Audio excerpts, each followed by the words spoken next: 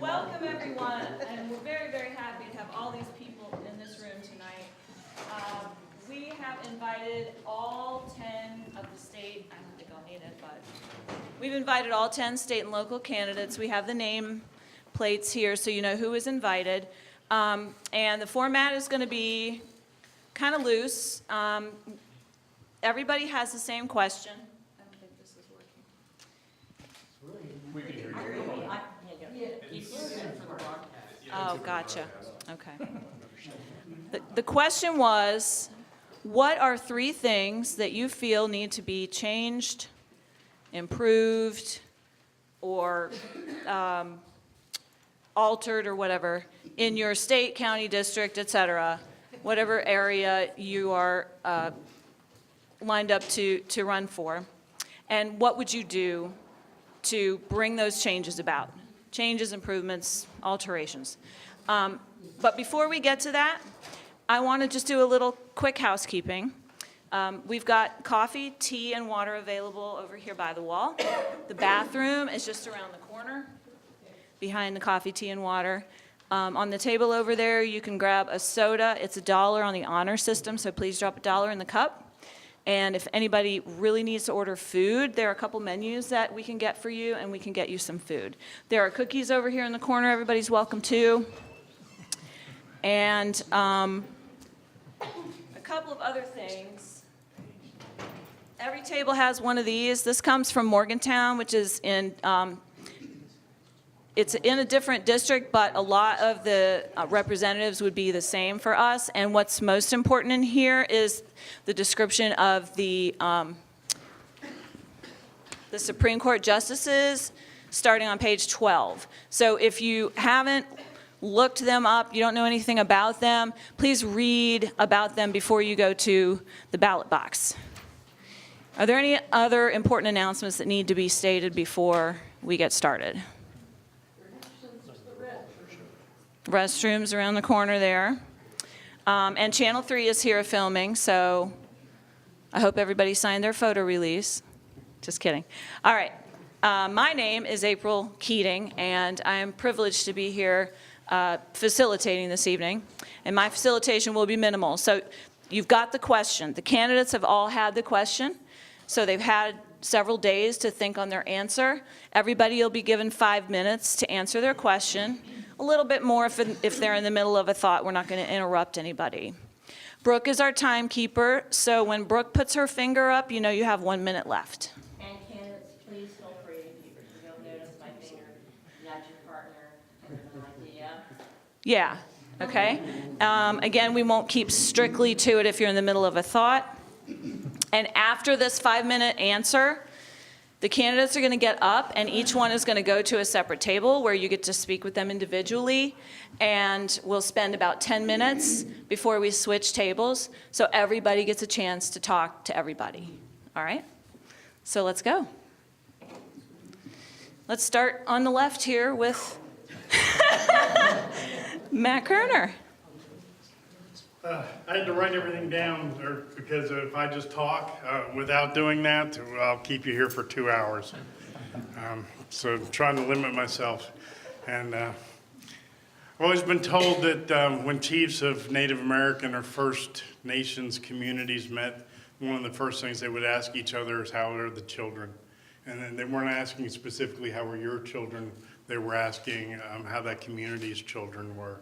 Because as the well-being of the children goes, so goes the well-being of the society. And I'm running for the House of Delegates because our children are unwell. An out-of-control addiction crisis has left over 7,000 of our children in foster care, with about 800 of them placed out of state because we don't have enough willing and able families to care for them all. 26% of the children in the Mountain State live in poverty. 30% are food insecure, and West Virginia leads the nation in the per capita number of women and children that we incarcerate. In 2016, we were second in the number of per capita child abuse referrals, and we're a national leader in child sexual assault. Recently, we've seen an extremely disturbing increase in child human trafficking. The three things I see as areas where we can make the changes needed to protect our children and restore our families to well-being are effectively dealing with our current addiction crisis, improving educational outcomes, and improving our economy without violating the property rights of West Virginians or allowing the creation of long-term ecological devastation for short-term profit. I believe that we can do these things for the most part without increasing our financial burden. And in cases where funds are needed, we'll either see it returned in lower societal costs, or we can ask those who benefit the most from West Virginia's resources to pay their fair share.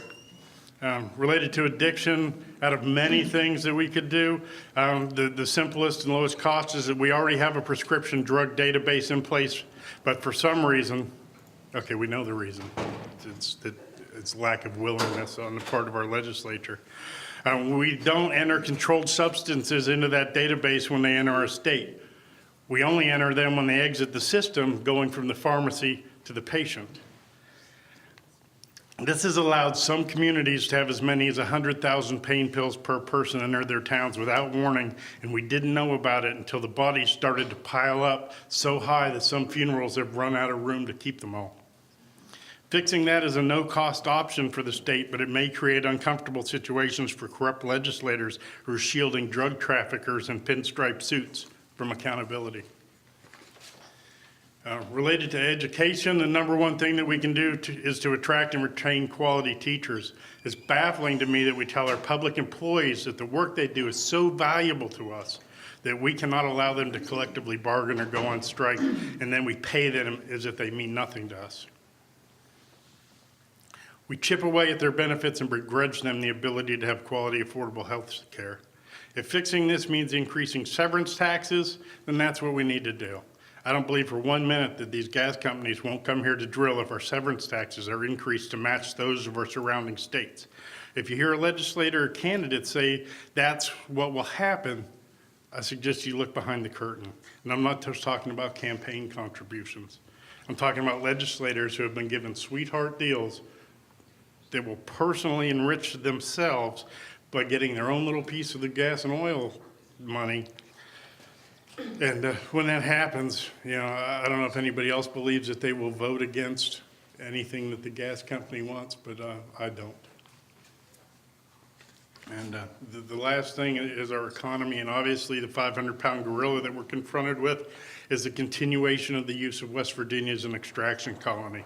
And while we should take full advantage of our resources, we need to make sure that the oil and gas industry is not permitted to follow the same path that the coal companies blazed. This is an extremely profitable industry, and while they may point to recent declines in the price of gas, they've continued to increase production, which tells us that they're making money or they wouldn't be extracting those resources now. They would leave them where they are until price increases. The nonpartisan West Virginia Center for Budget and Policy said that with projected increases in production and price, we could double our severance tax to 10%, and by 2030, gas companies would still see an increase in profit of 250% from the $1,000 per million cubic feet that they get now to $2,500 per million cubic feet. While doing this, we must protect landowner rights. We need to take a long, hard look at allowing corporations, sometimes foreign corporations, to exercise eminent domain and take property from West Virginia families. Much of that's done by using laws that were put in place in the 30s and were related to running gas lines so that people could heat their homes. The idea was that we didn't want an individual to stop their neighbors. Come.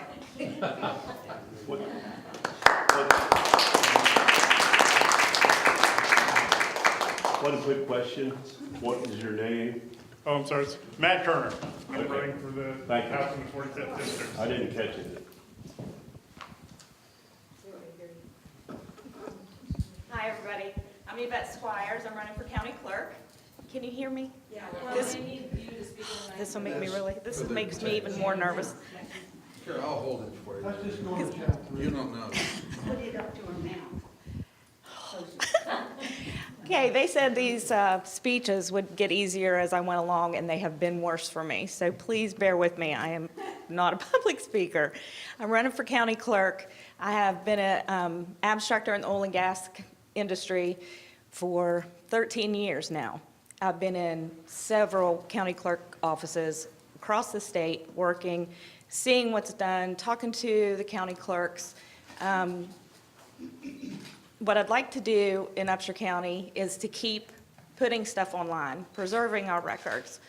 And the big books, the land, have you ever been in the record room and held the land books? They're huge.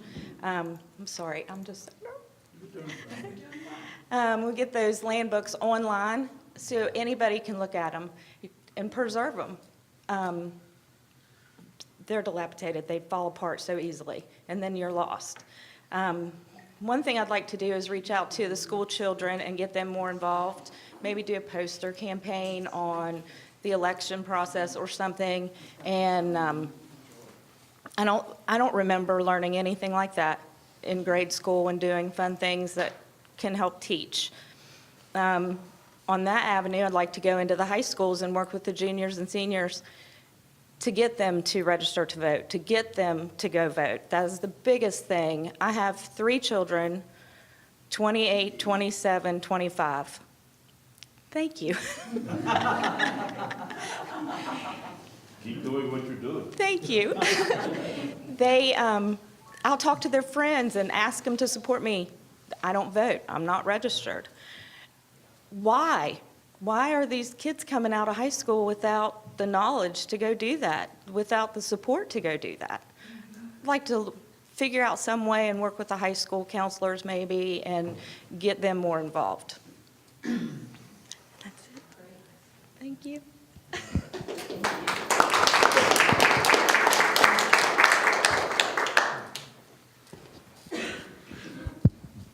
Good evening. Thank you for coming. It was a great turnout, really.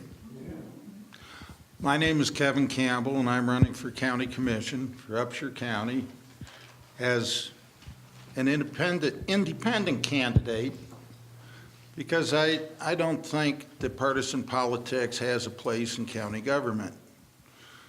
The days of straight ticket voting are gone. It's no longer legal in West Virginia.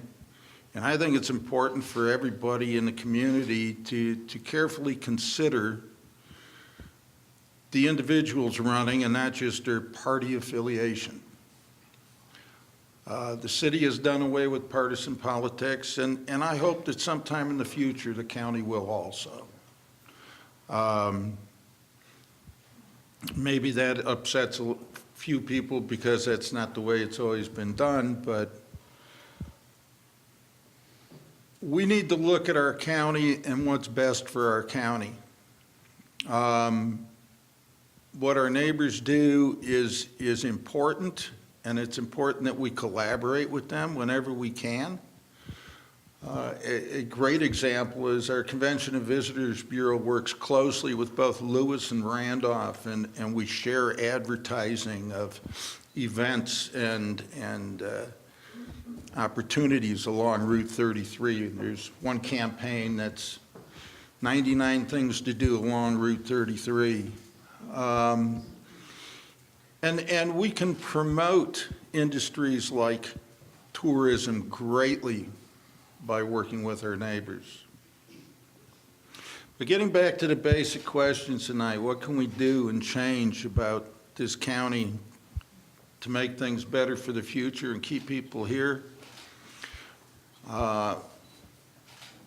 My personal belief is first off, we have to protect what we have, because some of what we have is very fragile. Our water system, for example, we have one intake in the Buchanan River that serves over 90% of the people of this county and parts of other counties. And we need to make sure that with the industrial development in our area, pipelines, wells, timbering, anything that causes dramatic ground disturbance, that the erosion and sediment controls are in place, they're monitored, and any violations are dealt with appropriately. We have minutes to shut down the water intake of the Buchanan River if there's a major problem. Personally, I don't think construction on the pipeline should have been allowed to start until we had a second water source available. Because to have a second water source at this point will take 2 years and $22 million to get it from Stone Coal Reservoir. It's a huge risk. I'm also very concerned, and I've been involved in public safety in this community since shortly after I arrived here. And I'm concerned with the way we fund our fire departments and emergency services.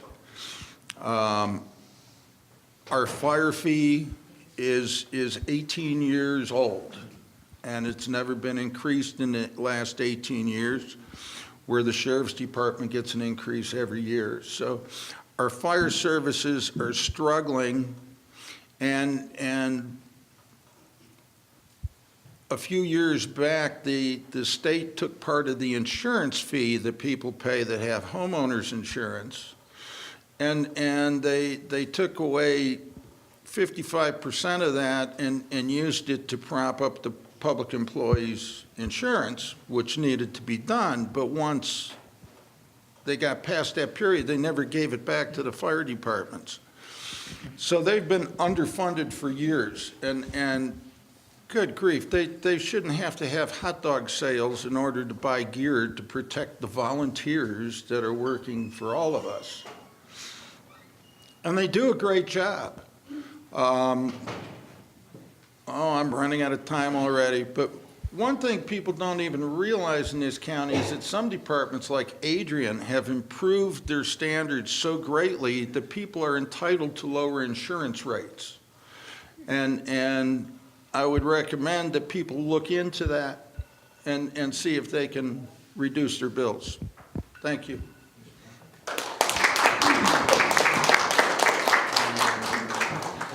Good evening. I'm Robert L. Bob Stoltz. I'm a candidate for the House of Delegates in Upshur and Roos County. I have entire Roos County and 2 precincts here in Upshur. I'm going to tell you a little bit about myself. I'm an attorney in Weston. I've been there since 1985. I've served in the Board of Education there. I'm married to Robin Stoltz, my wife, who's in the audience here. And we have a daughter, Amelia. And so I grew up in a farm, and my mom was a school cook, so I know about hard work and how to succeed. After I graduated from law school, I worked at the Supreme Court, which at that time was kind of a prestigious position, but now, in light of recent events, it may not be so prestigious. And then I was prosecuting attorney for a few years, and then I've been in private practice representing workers' comp claimants, and some of the things I've done over the years, I've been in like I said, the Roos County Board of Education. I've been in the Central West Virginia Aging Service Board of Directors since 1988.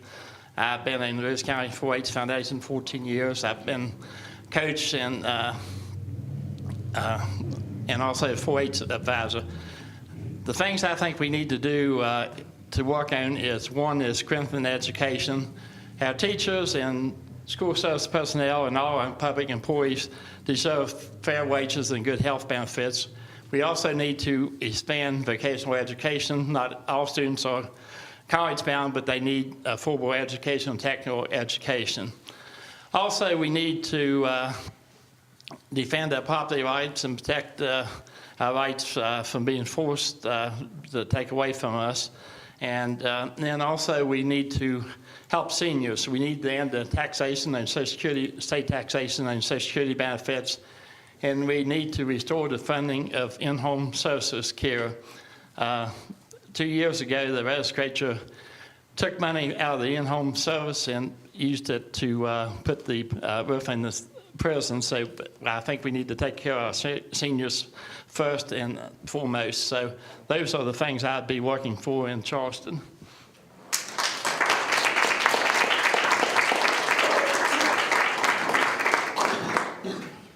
Hi, my name is Laura Finch. I'm the Democratic candidate for State Senate in the 11th District, which is comprised of Nicholas, Webster, Upshur, Pocahontas, Pendleton, Randolph, and a half of Grant County.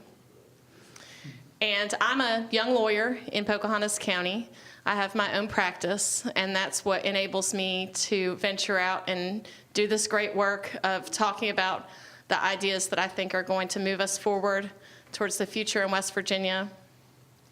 And I know that if I had any different kind of job, I wouldn't be so fortunate as to have the opportunity to seek your vote to be your state senator.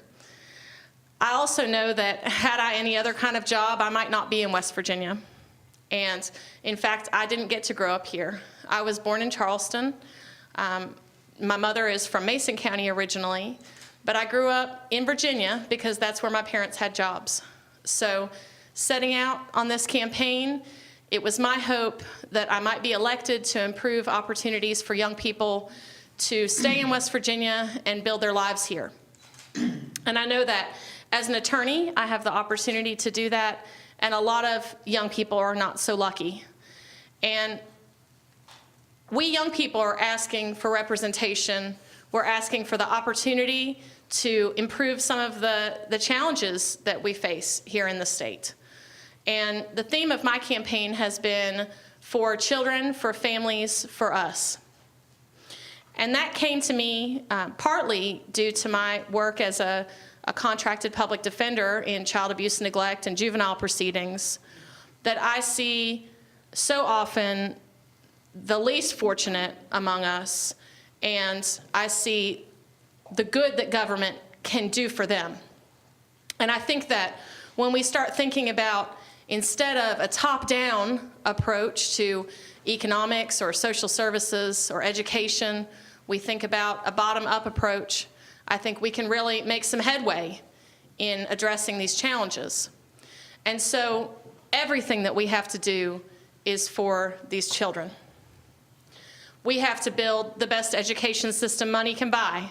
And some say we already pay for it, but that we need to improve opportunities for young people to get good jobs coming out of K-12 if that's their choice, moving on to higher education if that's their choice. We invest in education, but we don't see returns on that investment. And I agree wholeheartedly with the movement of the teachers to fight for better pay. I wish that they didn't have to do it. But the way I see it, the Republicans in the state legislature would not get out of the way. And so I believe that both parties have done things that are wrong. But right now, we see a majority in the state legislature that's unwilling to promote progress and to give these teachers what they're due. But that's not the only way we improve education. We have to ensure that there are more social workers in the classrooms. We have to provide that we have the most innovative curriculum available and that we're really thinking forward. And when I talk about for families, I'm talking about the idea that we are able to keep more families together here in the state by improving opportunities for their children to remain here. When I talk about that my campaign is for us, it's for workers' rights and for seniors' rights to be paid what they've earned, what they deserve, and I believe in increasing the minimum wage, again, because it's not about this top-down approach. It's about a bottom-up approach that's going to best serve us going forward. I think that if we do eliminate the state income tax on Social Security, if we do increase the minimum wage, we have the potential to put more money in the pockets of hardworking West Virginians who are going to spend it. If we don't do this, we're sending it out of state with these corporations' bottom lines. So that's what I'm about. I want to be your state senator. I want to be a true representative for this district. I want to listen to you. And I've thought to say in this campaign that it's not about me, it's about you, but it's about me too. Because I want to live in a place where we have clean air and clean water. I want to live in a place where the people who serve me aren't being paid substandard wages. I want to live in a place where the children that I don't yet have the opportunity to attend the best schools in the nation and the opportunity to live and thrive here in West Virginia. I'm Laura Finch. I'm running for state senate. Thank you.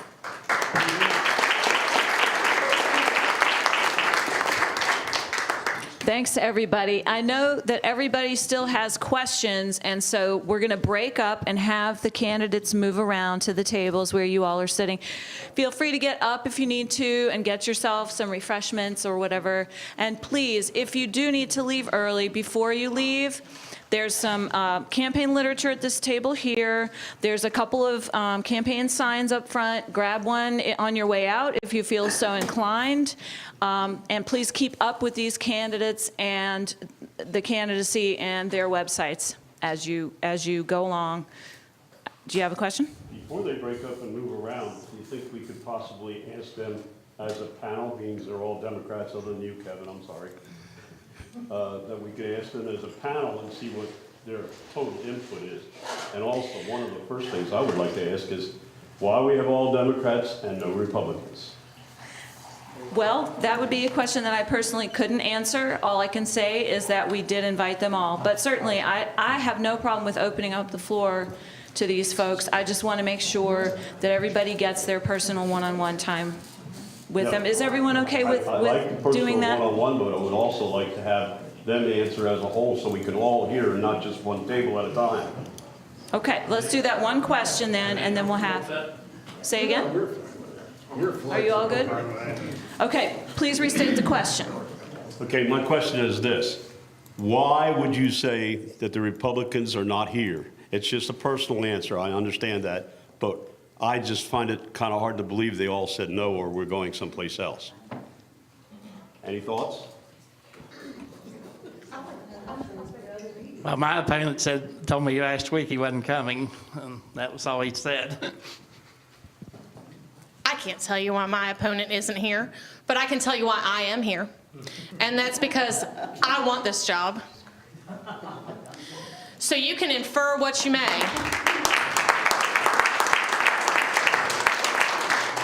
But I'm not afraid to sit here and answer your questions in front of the whole room. I'm not afraid of what you're going to ask me because I'm going to be honest. And if I'm fortunate enough to be elected your state senator, I'm always going to be there to listen. We may not always agree, but I can promise that I will listen to what you have to say, and I'll very carefully consider any decision that I'm asked to make, and I'll always try to do the right thing.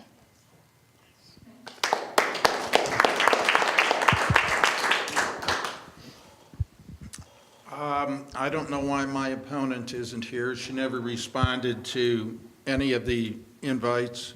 Some of the other people that aren't here did respond and said that they couldn't be here because they had a scheduling conflict, which is understandable. Okay. Patrick Martin told me a couple weeks ago that he would not be able to make it, and just last week Bill Hamilton did likewise. The others, I don't think we heard from at all. And it's unfortunate because the community deserves an opportunity to speak to the candidates before they go to the polls. And we had a couple of good forums before the primary, but it was like nobody seemed interested in having one before the general election, and finally we put this together because we felt there needed to be something for the community. I don't even have an answer. I don't know why she wouldn't come. I show up and I'm a nervous ball of energy, and I'm here, so I don't know. Again, I hate to speak for somebody else. I have no idea why my opponent's not here. If he wasn't comfortable with this venue, if he wants to find another venue that he's more comfortable at, I'll go anywhere. I think that people in this district deserve to hear from the people that want to represent them. And I have nothing to hide. I have a long history. Robbie Martin? I have a long history of service to this community. I would welcome any opportunity to talk about that. And I think that I have a lot to offer. So, if there's another venue where they feel more comfortable, let me know. Well, in my 40-some years of public service and everything, I've noticed that you are more noticed by your absence sometimes than you are your presence. That's right.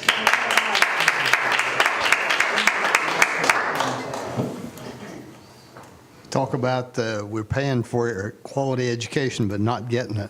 What would you do to improve it? Would you mind terribly if we went ahead and did the split, and then you can ask that question, and everybody else can ask their questions? Unless everybody wants, does everybody want to hear that answer? The question's put forth. Fine, fine, fine. Go ahead, repeat that question. We say that we are spending money for quality education but not getting it. What do we need to do to bring the two together?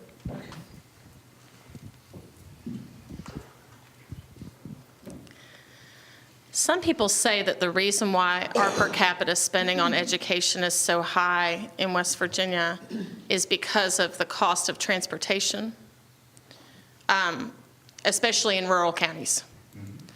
So I think that we can take innovative approaches to solving that problem. And, you know, maybe a 4-day school week is not the right solution because it does put a burden on parents to provide childcare.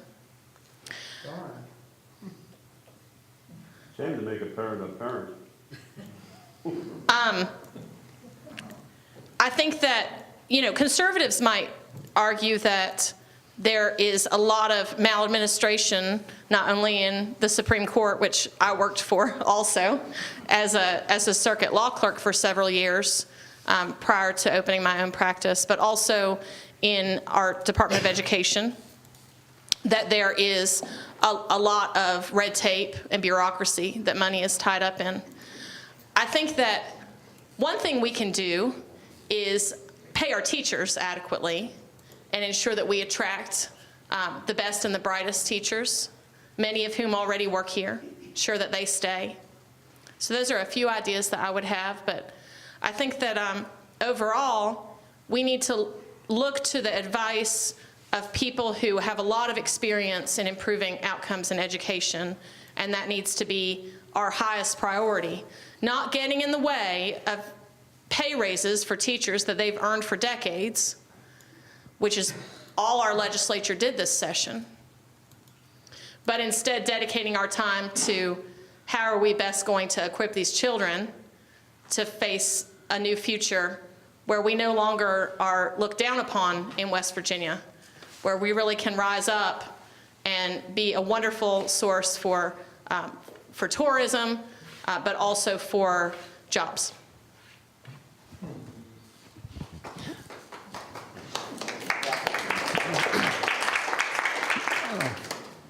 I agree with lots of things she says. One of the things we need to do is get children in the right track at an early age. And we also need to get counseling. We need the education starts at home. Unless we have parents that encouraging education, it's difficult to get children to work and realize the value of education. So that's one of the things, the split families or whatever reasons, children are falling behind early and they will never catch up if they get behind.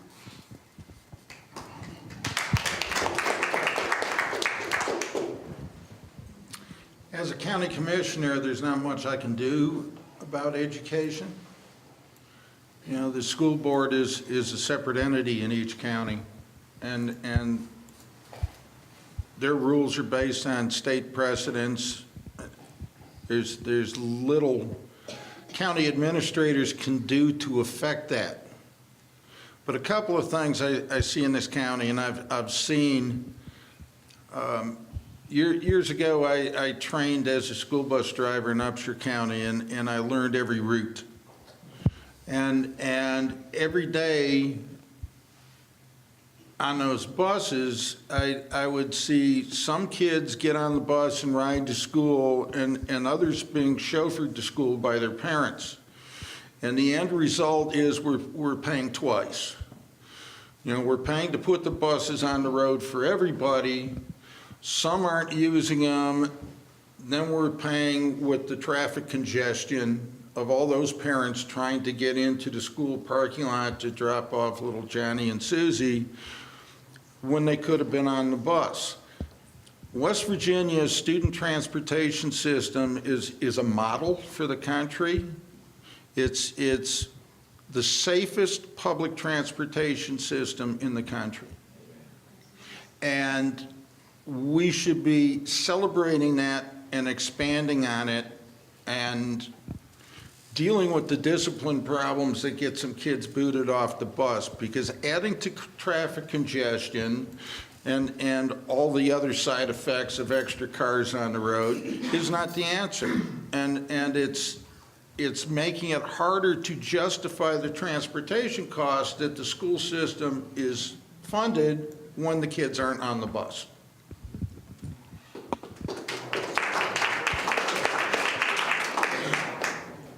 As county clerk, I'm not sure what kind of influence I would have on the education system, but I will say this, I have two sons. The oldest one is a teacher here in Upshur County and a coach, and my youngest son is a police officer in Clarksburg, and they both serve the communities, and I supported them by being out on the front line during the strike, so whatever they need.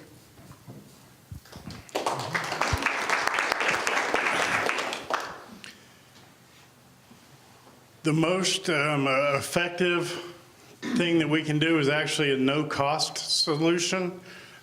We do not live in a 17th century agrarian culture anymore, but for some reason our school calendar is still based on that.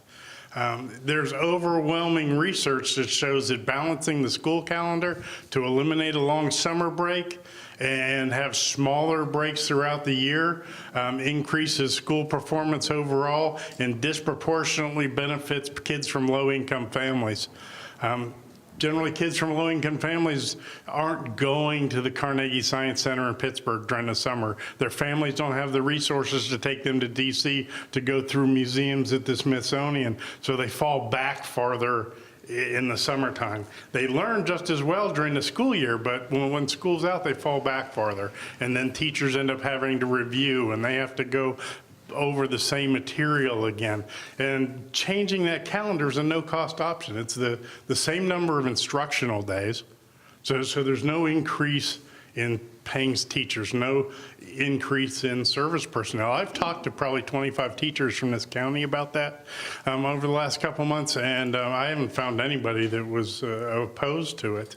If there was some sort of large opposition on a statewide basis, I would be all for incentivizing a few school districts to pilot to see how it works. Although really it shouldn't be necessary, because again, this isn't just like an idea I came up with while I was in the bathroom before the meeting. There's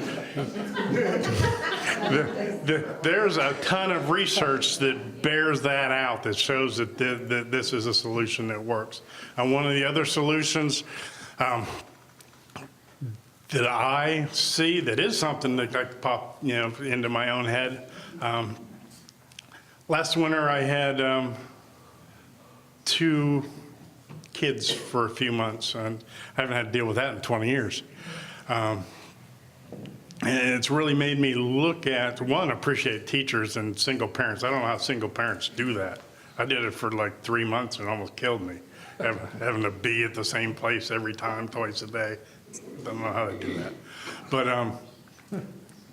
again, I think it's a throwback to our agrarian past. Why do we let kids drop out of school? Especially before they're 18, if their parents approve. Who cares if their parents approve? We're letting them intentionally become uneducated and a burden to the rest of us. And part of that's because we keep pushing kids through the school system, and we'll punish schools, we'll punish teachers if they have kids that are held back. We need to quit. We need to obviously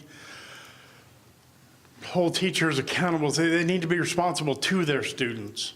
They don't need to be responsible for their students. There's a lot that influences those students' lives, and it's not just the teachers. If they're doing their job, they shouldn't be held accountable because the parents aren't doing their job. And we need to tell these kids, if you don't graduate from high school, if you hamstring yourself by not getting an education, you're not going to get a driver's license. You're not going to get supported housing. You're not going to get a food stamp card. We're not going to support you because you chose to be a burden to the rest of us. I know that's not exactly a liberal stance on that, but it's kind of where I am. And I think that another area where we can improve education is not just in the education system itself. My stepfather was a member of the United Steelworkers Union for most of his adult life. He started out as a brake press operator, just shoving sheets of steel in a machine and hitting some buttons, and it pressed it into a door all day long. And through an apprenticeship program that was part of the Steelworkers Union, he became a highly skilled tool and die maker. A few weeks ago, I was at the United Brotherhood of Electrical Workers Hall in Clarksburg, where they have a training center. And I met 20-some-year-old kids with six-figure incomes because of the training that they had gotten through the apprenticeship program at that union hall. And I think we need to support that by quit busting unions. We need to repeal the legislation that made West Virginia a right-to-work state. And we need to put prevailing wage back in place. Yes. We need to support unions. We need to promote those partnerships between schools and unions, because those unions, to get into that electrical apprenticeship program, you have to have some advanced algebra classes. So we need to work those relationships out so that the kids that are in school get what they need so that they can continue to progress.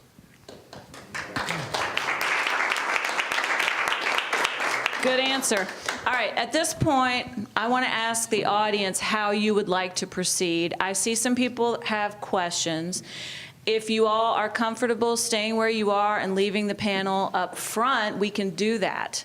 If you want to continue with the original idea of having each person go around to the tables so you can speak with them directly, we can do that too. Or we can spend a few more minutes on the panel, and then everyone can just get up and mill around and just talk to whomever. So, The panel. so how many want to keep the panel and sit where you are and continue to ask questions? Raise them high. Let's see. It seems like a majority to me. What are the other ideas? Somebody shout out what you'd rather do if not that. 2-minute break. Should we take a break and then resume the panel? Okay? All right, let's take a 10-minute break. What I think we'll do now is take 3 questions for the panel. And then if you guys want to break up and talk again, one-on-one? Does that sound okay to everybody? Okay. So 3 questions, and somebody who hasn't asked a question yet? Ron Pugh had one. Thank you. My name's Ron Pugh. I've been in public service for 45 years, either in my adjunct position up here at as county clerk and in city council. In between that, I sold election equipment and ran elections for county governments in 3 states. My problem is going back to education again. I have 2 daughters, one in Bridgeport and one in Morgantown. They have excellent educational facilities there. Morgantown High, well, my one grandchild got a 36 on her ACTs out of Morgantown High. She didn't do that because she had piss poor teachers. She had great teachers. I can't say enough about either one of those. We have maybe 5 or 6 counties in the state that are really superb in what they do. Why aren't all the others catching up to them?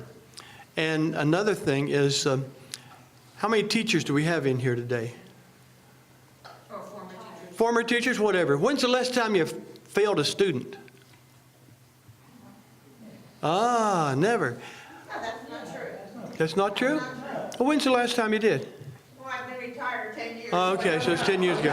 Anyway, I find that the position of teachers in a lot of counties is that you got to pass them on no matter what. Pass them on. It's kind of like you've been. Yes, that's true. Anybody disagree with that? My question is, what can we do to bring these other 50 counties to a standard of what 5 or 6 are at right now?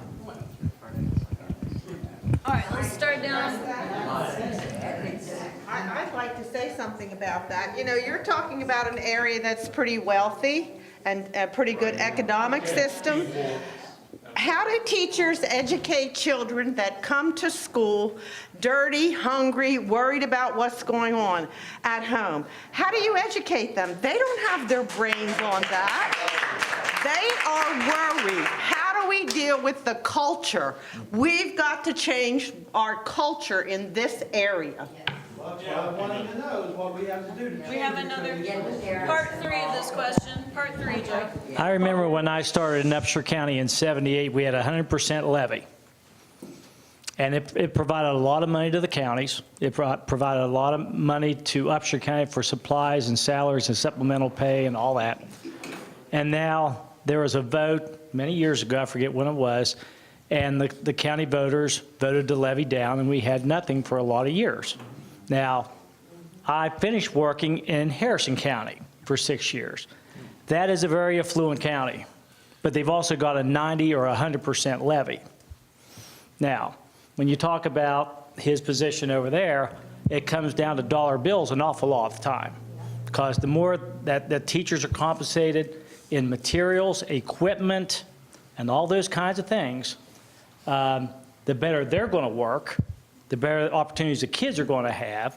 Now, there's places in Harrison County just as poor as in Upshur County. And believe me, Harrison County is not immune to some of the same problems we have here. And there's probably more of it because there's a higher population there. But on the other hand, I think the voters of the county has to put the emphasis on whether or not they want to provide additional funds for their kids and their teachers, and I think maybe the education results would be a little bit better. Okay, so we have a cultural problem, we have a financial problem. Well, and you can't put your kids' education blame on the teachers all the time. The parents has got to get involved. Right. And that's the parents have got to get involved. Not the grandparents, the parents. Right, okay, so let's start down here and try to keep it to 2 minutes at least if you can. For a long time, I've thought exactly the same thing that this woman said, that it's really a cultural problem, that we need to create a culture that values education more. The solutions that I outlined earlier, changing the school calendar, et cetera, can achieve that same effect without having to go through. Changing a culture is a difficult thing to do. So we can change the structure and achieve the same results without having to change the culture. Same with, not letting people drop out. And I also agree that we do not have a quality of income for schools in the state. So it's difficult then to evaluate one against the other when they're dealing with a whole different population. I mean, if you're going to high school in Mon County or you're going to high school in McDowell County, you got two way different populations going on. You have a much more severe drug problem. You have lower income.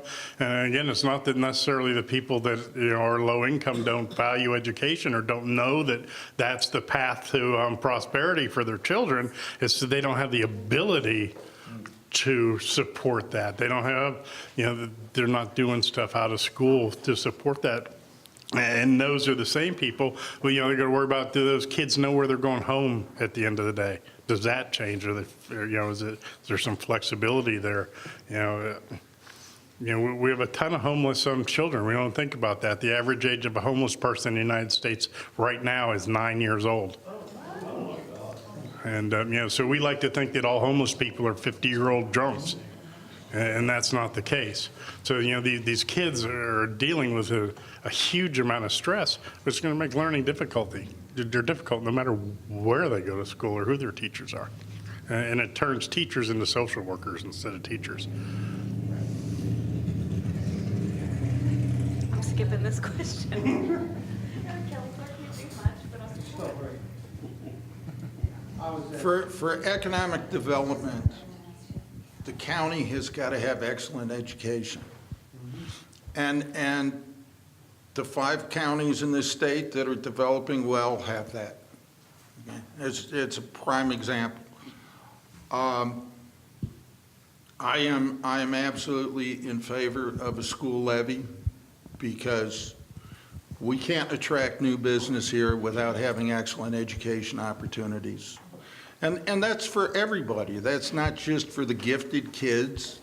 We need excellent trade school opportunities. We need the college prep stuff, yes. But you need a wide range because everybody doesn't fit the same mold. And there's a shortage right now of trades. Try to get a plumber, try to get an electrician, try to get a carpenter. It's horrible. These jobs have disappeared over the years, and we need to start retraining the next generation to fill them, because those jobs are going to continue forever. You know, we have, the trade school went away from teaching mechanical skills to teaching automotive diagnostics, but now they can only work on something that they can plug into a computer. We still have plenty of machines out there that somebody needs the skills to fix, because you can't just throw it away and buy a new one.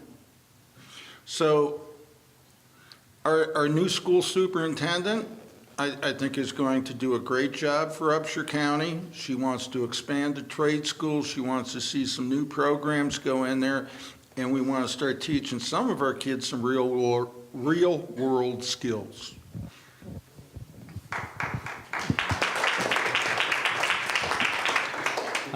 Like I said before, I think it starts at home, but we do have certain areas of the state that do have higher quality schools because of the income, the salaries in these places.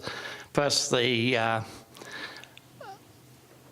counties, they emphasize education, but you have support systems in place at those places also.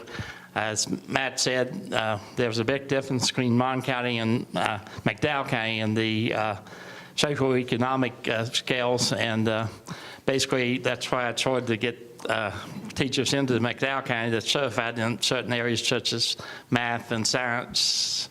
So until we start paying more and getting to attract and keep teachers, that's we can get the teachers. And if you look at statistics, I can't remember offhand, but it's like 1 in 4 people, first-year teachers, drop out of their education being teachers. And if I read a story about this, and in 1975, 80% of the parents thought their children should be teachers, or they would like that, and now it's less than 50%. So we need to encourage teachers and get top quality teachers.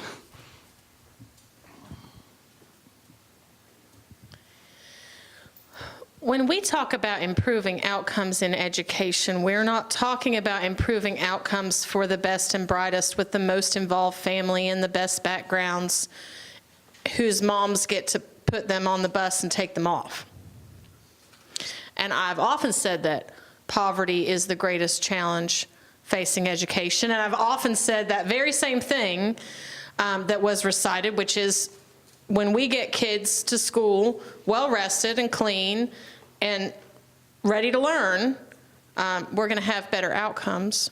So we need more social workers in the schools who are able to address challenges that teachers believe their students are facing. And as an attorney, a lot of times I'm working as a social worker because those resources for adults aren't available. And I'm finding drug treatment for people, and I'm navigating the balance between folks who want to continue to live the life that they're living, and they understand that this isn't the best for their future. We voted down a levy in Pocahontas. I certainly was in favor of a levy in Pocahontas County, and we voted that down 2 years ago. And some dear friends of mine themselves did a study on why the levy failed. And it was because there was a lack of trust in the institution, which was the Board of Education. So, I don't know whether you all will be pleased to hear this, but I always think of Upshur County as having the most remarkable education system of these 7 counties, and was particularly impressed by your high school and the aptitude and the vigor of the young people at your high school. And you have a lot to be proud of, but it absolutely is tied to income and education. And Upshur County is on the higher end in terms of the counties that I'm hoping to represent. So I hope that we can improve education by improving wages for workers and help folks to be better able to support their families. Great. I love the comprehensive answers. I think it's very informative. So I would like to entertain a couple of more questions on some different topics, and then afterward, you can go directly to the candidates and ask them your specific questions. Yes, ma'am. Hi, I'm glad to hear that some of you are more in favor of getting some training for kids who are not, say, college material. But we really do need an alternative for those kids. My grandson, he's in Florida, and he was not going to go to college. I mean, but he got into a program where they trained him to be a machinist. And he's doing very well with that. And it gives him a chance to earn a living, even though he doesn't have a college education. And I think that there are a lot of other kids who are in this type of situation where they need to be able to learn skills where they can earn a living, but maybe they aren't WVU material and stuff like that. And So what's the question, ma'am? so I'm just saying, I really feel it's important for the Board of Education to put some more thought into alternative schooling for the kids. Are there any responses to that? You all agree, or? Yeah, I agree, and again, I think we can do a lot through public-private partnerships, whether that's through trade unions or employers. There was a company called American Sterilizer near where I grew up, and they had a program where they would educate people. And I think there were two options. One was like a associate degree, and the other was a bachelor's degree. And they trained them to fix medical equipment. And several of my friends in high school still work for American Sterilizer, still fixing medical equipment and, make a good living without having to necessarily have gone through, getting a bachelor's degree. I have lots of friends who have, bachelor's degrees in philosophy, and they're still waiting for the philosophy factory to open.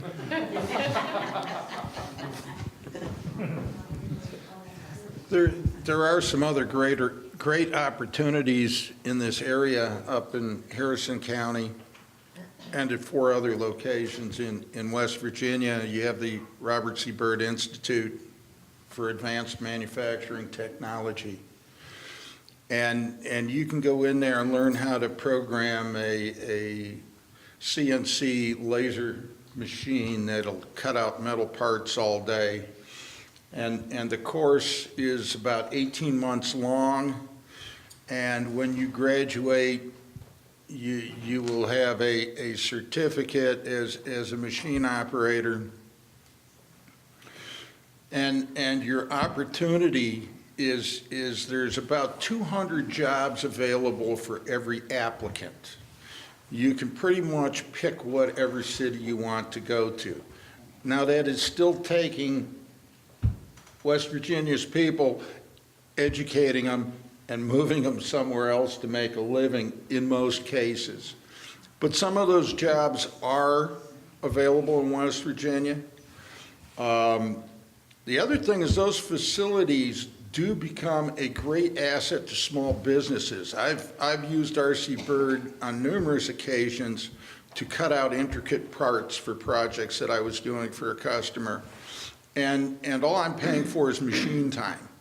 I'm saving thousands of dollars by utilizing an asset that's sitting there underutilized, that they're gaining a little bit of money off of. and helping a West Virginia business at the same time. So there are some of those collaborations going on that help between education and manufacturing. But are they in Upshur County? Those are not in Upshur County. We do have the trade school, which is helping with some of that, but we need to expand the trade school and have more to offer. That's what I'm saying. Yeah, that's one of the things I think we do need to expand vocational education to meet the needs of the workforce today. Sometimes we say we have trade schools, but they are teaching skills that may not be jobs available for. So we need to match the education with the jobs. Also, the unions do an excellent job of having training. There are several apprenticeships that produce quality workers, so we need to help that and help work together to expand the vocational education. What strikes me in this discussion is, for example, a student at Pocahontas County High School can graduate with a certificate in welding, and they can get right out there and make 2 or 3 times what their teachers are making. So we need to provide those opportunities, but we also need to pay teachers what they've earned, because that's how we'll attract the best teachers and build the brightest futures for students. So I feel like we're kind of sliding into discussion of economics. Does that seem kind of like where we're headed? So does anybody have a question in that arena? I know I asked something before. Okay, I see 4 or 5 hands. Why don't you just go ahead and ask, and then we'll try to kind of put everybody together to answer all of that. One of the things that was apparent to me, and Kevin mentioned it, was, I don't think I need anything on. It's for the Oh, okay. Channel 3. Anyway, one of the things that was apparent to me, okay, we need to expand trades and stuff like that. I needed a plumber about a month ago. Every plumber that I called that was in the Yellow Pages had shut down his business and moved somewhere else because there's not enough people to keep them open and to pay them to make a job in this particular area. And I noticed that in taxes also. I'm from Delaware, New Jersey area. We paid the highest property taxes in the country, $12,000 a year for a property. I moved down here for a reason. When I moved down here, it was $329 a year for my house and my acreage. How in the world do we possibly think at that level of finance we can get a good education? Especially when you look and you see, I was just reading on a computer yesterday, we have the 3rd most expensive educational system in the country, going by states. How can we possibly fund that when we're talking $329 a year versus $12,000? Okay, quick answer, solution that comes to mind?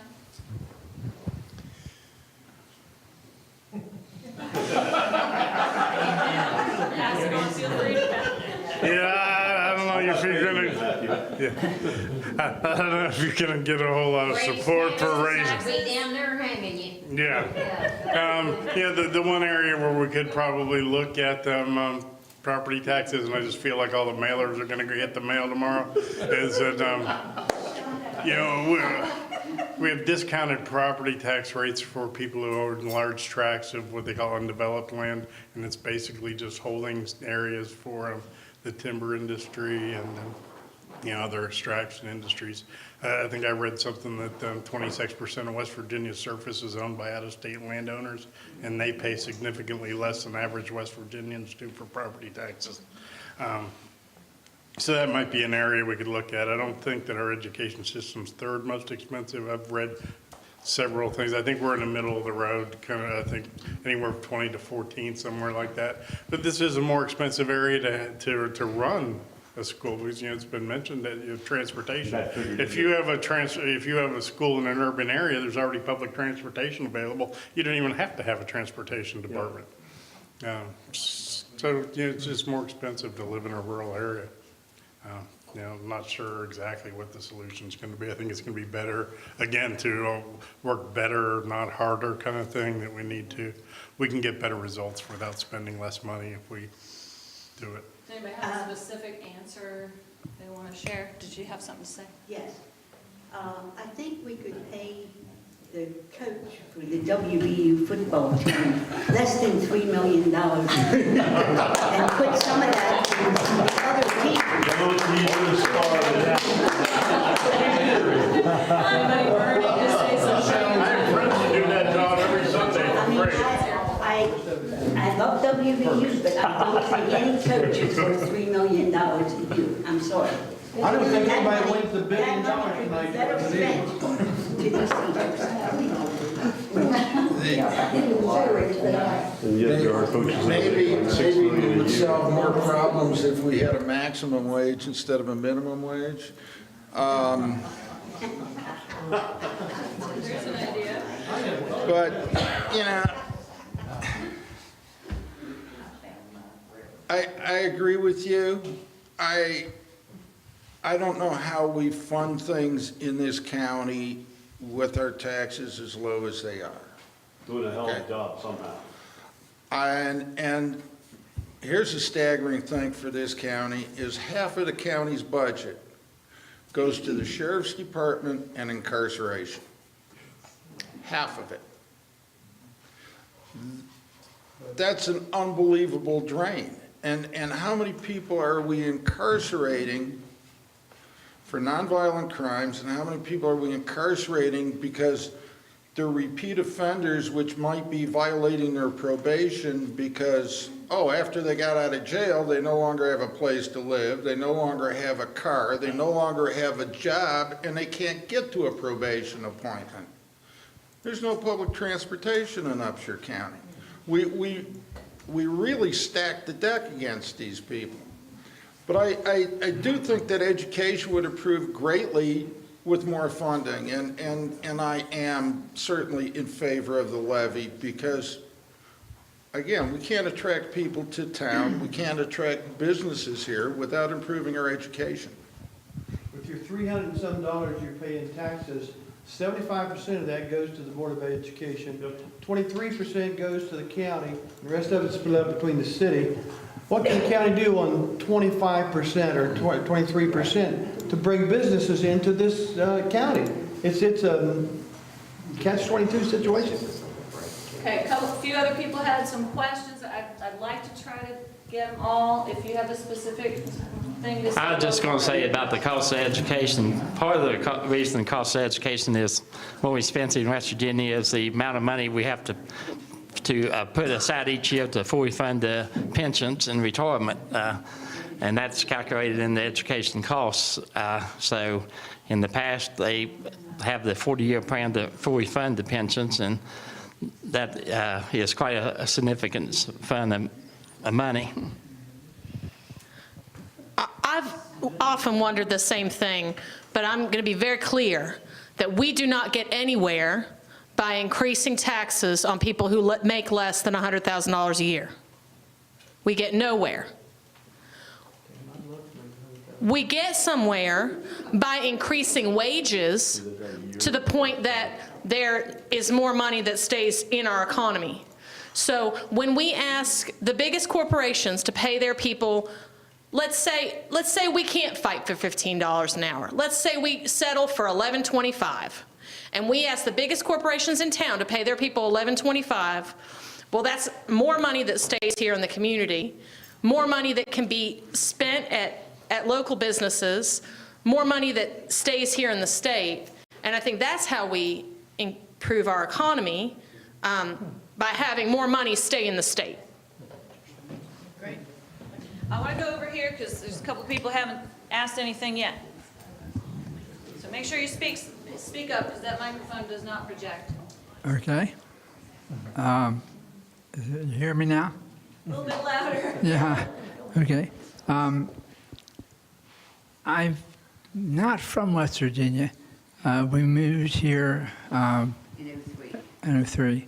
And so I came from Maryland. We both came from Maryland.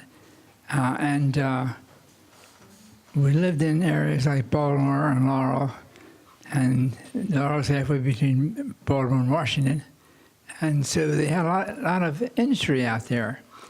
And Westinghouse and Bethlehem Steel and all that kind of stuff. And I think we need to promote that here because we have a lot of land out here that's not really being used. And it'd be cheaper to sell that to somebody who wants to put a plan on it and even build a road back there for them, a parking lot, so that people would have places to go.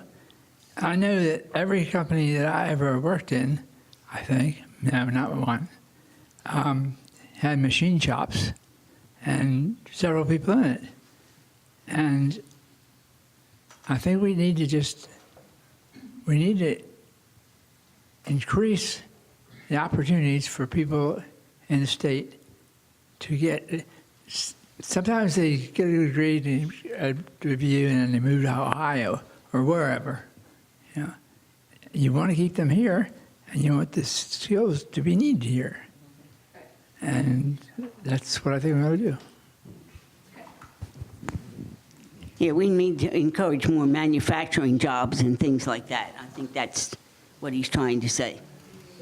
Okay. So hold that thought, okay? How can we develop our economy? So is there another question on that topic? Does anybody want to address this comment here that we need to increase manufacturing jobs? We can make about 40,000 different products from commercial hemp. We can make food, we can make fuel, we can make hempcrete, we can make clothing, textiles. You know, hemp doesn't require the pesticides that cotton does. It grows faster, it yields more fiber per acre, and it basically has no natural enemies. It's also a great way to take abandoned mine land and cleanse the soil so that it can be used for food crops. Hemp will create biomass on abandoned mine land. And if it's one thing we got, it's a lot of abandoned mine land in West Virginia. There's over 500 mountaintops that have been flattened. Just in Upshur County alone, there's at least 13 sites that are suitable for large-scale hemp production or for solar farms. And So how do you get the people to do it, to go into that business? I think one thing that we need to do is the county commissioners in this state need to get together, and we need to go to Charleston, and we need to demand our right to produce power. Because right now the power companies in this state have monopoly and will not allow competition, which is not to our advantage. We could easily borrow money to build a solar farm, and the county would reap the benefit from it if we were allowed to sell it to the power company. But as of today, the power company will not allow us to be a competitor unless they give a special dispensation. They've done it for WVU. WVU produces a lot of power and puts it on the grid. Right? But it's like a test case with Mon Power and First Energy. We need to demand that right. It's going to take the county commissioners and our delegates together to force the Public Service Commission to allow it. We need to deregulate this state like our neighbors have. In Maryland, you can produce as much solar power as you want, put it on the grid. In Ohio, communities are doing their own power. Cleveland still owns most of its grid because they produced their power for years and they owned all the power lines. So now they can add a solar farm anywhere they want, tie it in, and everybody benefits from that revenue stream. Any other thoughts on this? I think we need to along with a good education system, have infrastructure. We have a crumbling infrastructure in West Virginia and throughout America, actually, and we need to get broadband into the state. And with those things that we need to do, without good infrastructure and a drug-free workforce and good education, we're not going to crack businesses.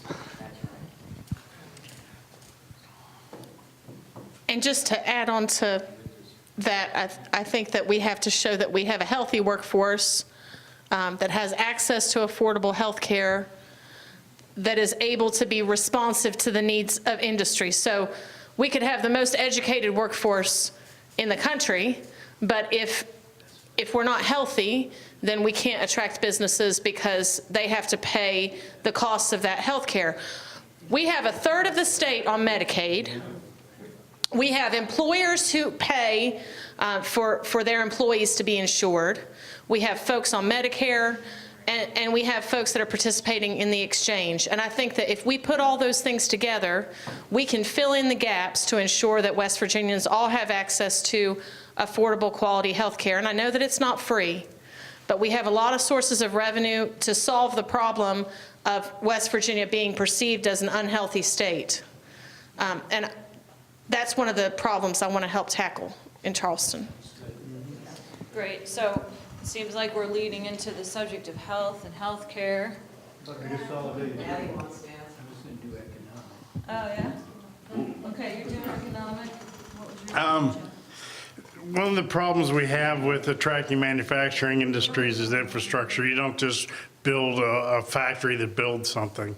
I was in the manufactured housing industry for quite a while, and what happens is if you look, there's different areas in the country where those factories spring up in groups. They're competitors, but they have common supply chains. So we can't just build a plant that does heavy manufacturing without all the supporting industries that support that. Some of the things that we can do here, though, with, some of the things Bob mentioned, it would require broadband, which is a huge problem in West Virginia. I dated a woman who lived in Lewis County for a while. I put satellite internet at her house, and it was faster for me when I tried to work from her house to hotspot my phone than to use the Wi-Fi.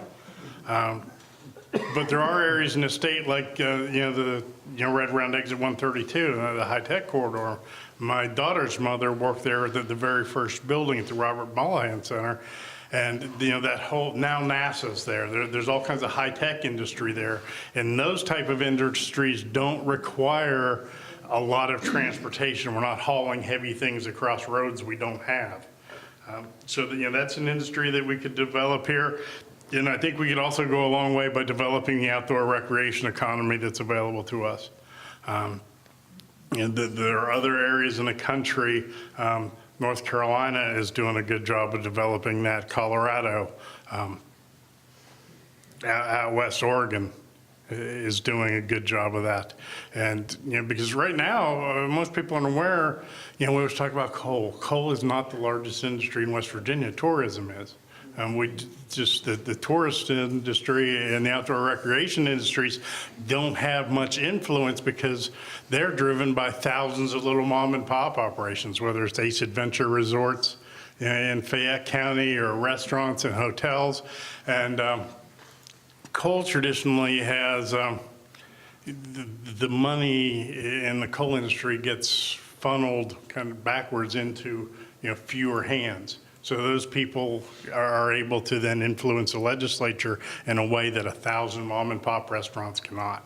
And I think, but if we focus on that, because tourism is our biggest industry, and, if we focus on that, we don't devastate our ecology. It's sustainable, and it can coexist or be mutually supportive with developing high-tech industries. Economic globalization has forced labor worldwide to compete for who will work for the lowest wages. And I don't think we necessarily want to get into a battle to see who can attract, heavy manufacturing, which is just going to attract low-wage jobs. All those jobs are being automated, by CNC stuff, by, computer-driven equipment. The days of somebody standing there banging on a brake press all day are over.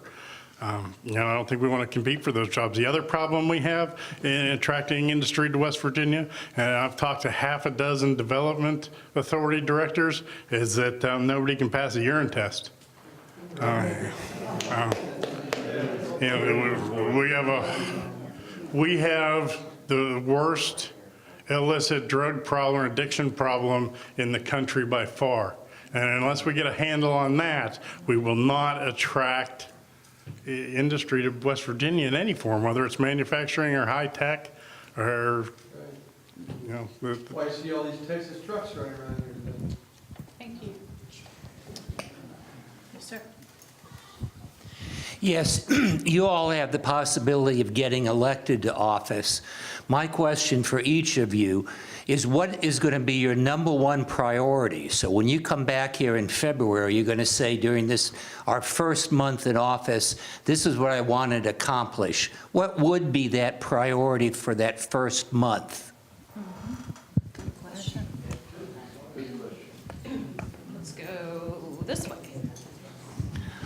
Well, my first priority would to stabilize and fully fund the PI insurance.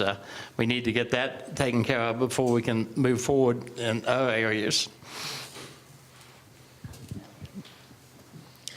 Our minimum wage in West Virginia is $8.75, excuse me.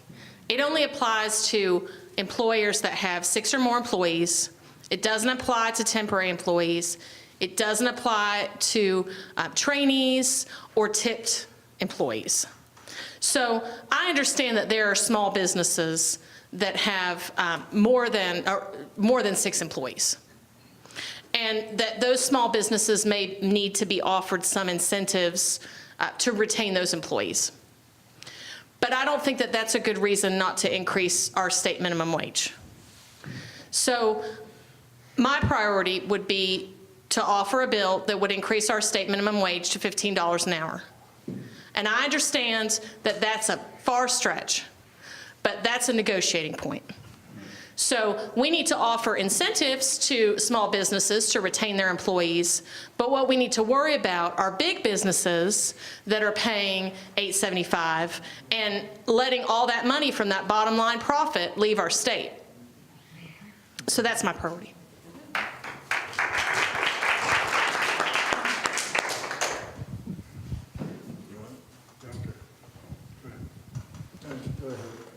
All right. That's how it works for me. For the last couple of years, I've been a part of helping develop 2 organizations. One is called West Virginia Recovers, which is bringing some clarity to the growing peer recovery support services industry. And the other one is what the West Virginia chapter of the National Association of Recovery Residences. Both of those, we need to support that development in terms of we have, not just, to address the addiction problem. There's a lot we can do there. We need more long-term recovery residences, because right now we waste a ton of money sending people to 5 or 10-day detox programs. We send them to a 28-day treatment program, and then we send them right back to the same house where they came from. And that is not only unproductive, in many cases it makes that person, depending on what drugs they prefer, more susceptible to overdose and dying. So we actually put them at risk by sending them to treatment. And long-term recovery solutions are more affordable. I can treat somebody for 6 months, 9 months for what a 28-day treatment program is going to charge them, and we're going to get a better outcome. But I think we also need to look at the state level. Starting July 1st, West Virginia unlocked Medicaid codes for peer supports or for peer recovery. And what that has the potential to do is attract bad actors from other states. Florida and California in particular are having huge problems with people that are patient brokering, where they get somebody in a cycle where they bounce them back and forth from a recovery house to a treatment center. And they're paying each other to trade patients, which is illegal. And in a lot of cases, it's led to deaths. And I think West Virginia needs to enact legislation to protect ourselves from those bad actors coming into this state just to chase Medicare dollars. Because what a lot of these people are doing, even our local comprehensive behavioral health centers are, billing Medicaid at $60 an hour in 15-minute increments and paying somebody $12 an hour. So, that's a huge attractant to, the people that enter that system because they see the profit potential and, don't have any moral issues with profiting from somebody else's suffering.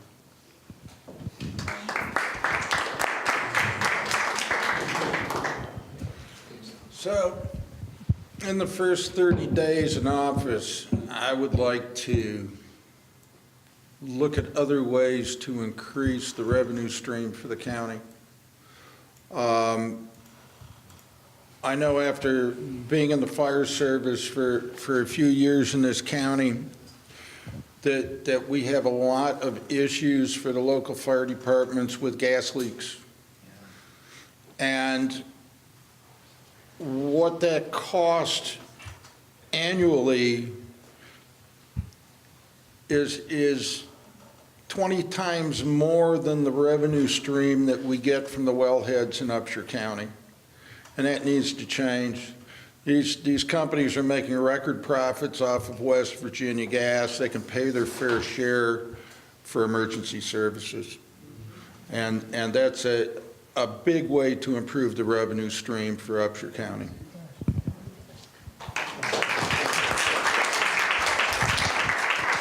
So we've got 15 minutes until 8 o'clock. Would you all like to mill around and talk one-on-one, or do you want to finish out the same way we've been doing here? Mill around. Yeah, okay, one quick question and then we'll get up and mill around. My question is, what are some things that you do not like about your opponent in terms of if they've been an incumbent? No, like if they've been an incumbent, what are some things? No. No.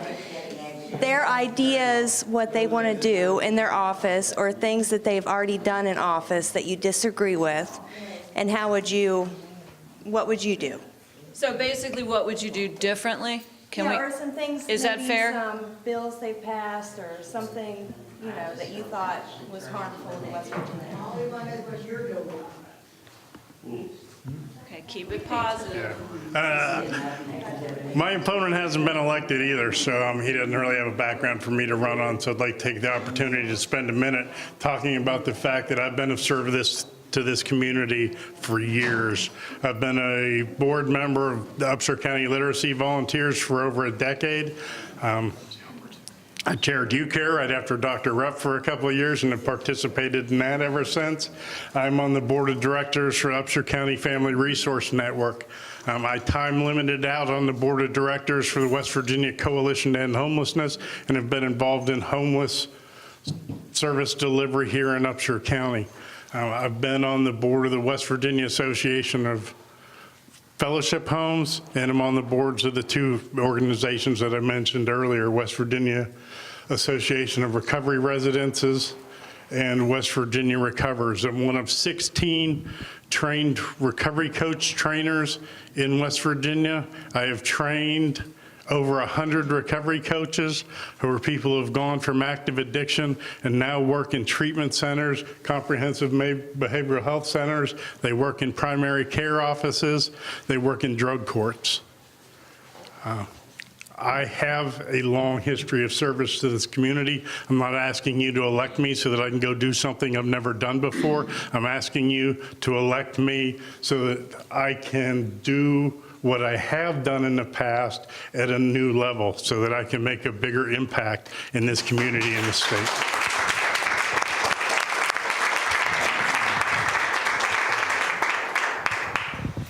Yeah, I don't want to say anything negative about my opponent, who's not an incumbent either. The incumbent that was in the primary was Buddy Brady, and Buddy did a really good job in the last 6 years of lowering the cost of running this county.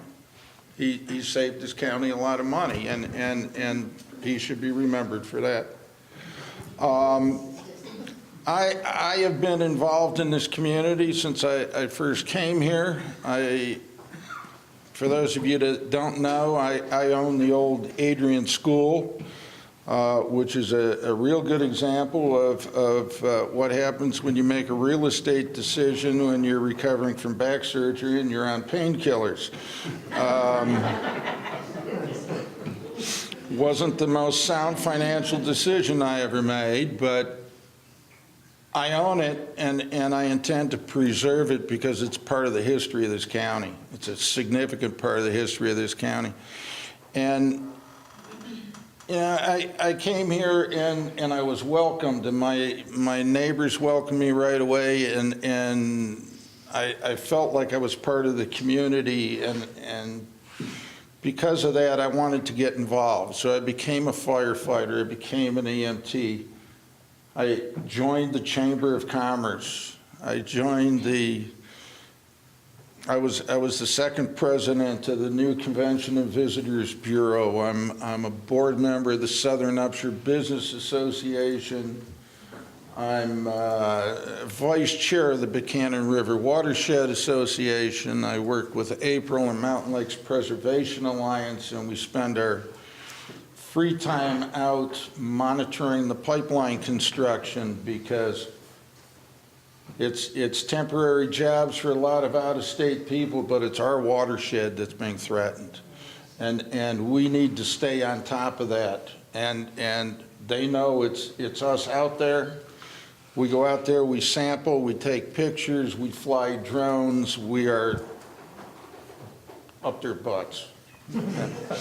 And we have to be, because the state and the feds have taken away all of the inspectors. Department of Environmental Protection has got 17 inspectors for all of the oil and gas in this state. That's 55,000 active wells, plus all the pipelines, plus all the inactive wells. There's no way they can do the job. It's absolutely impossible. So they have to rely on citizen involvement to do that. We shouldn't have to spend our spare time policing the industry, but if we want to protect what we have, then we have to do it. And we're always looking for more volunteers to help with that, because we can jump up and down and we can yell and scream at the government that they're not doing their job, but it's not going to change anything. If we want to protect what we have, we have to get involved and work on it.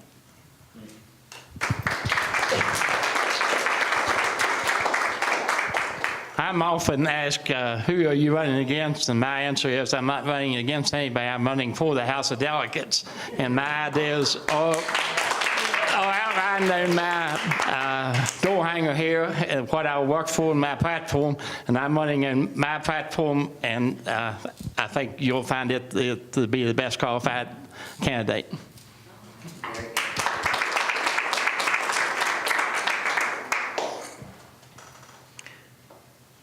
This is a joke that's not going to play here very well. But I've been all over this district for this year, and it has been such a thrill. I started working in politics as a college student. My last year of college, I went to Christopher Newport University in Newport News, Virginia. And I worked for a state Senate campaign in 2007 for the late Senator John Miller. And went on to work on a number of campaigns over the years until I became a lawyer, and then I went and worked for a congressional campaign after I was finished studying for the bar. I love politics, and this has been a thrill. But as a lawyer, even more, I love the law. And I want to be your legislator because I want to help write the laws that are going to work for working families. And the joke that I was going to tell is this, that I've been all over these 7 counties, and a lot of times I'm I'm asked who I'm running against. Of course, you all don't have to guess, but my response is exactly. Exactly. Delegate Hamilton is a very kind man. And he has served this county in the legislature for 16 years. And I'm asking that the young people and the women of this district get a shot. So I really liked Bob's response. And I am running for state senate. And this is not the last that you will see of me. And I'm looking forward to at some point representing this district. I hope that I can count on your vote.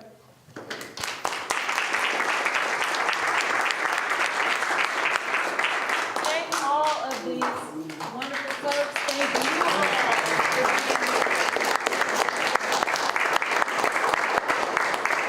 Feel free to move around and talk and ask those difficult questions one-on-one.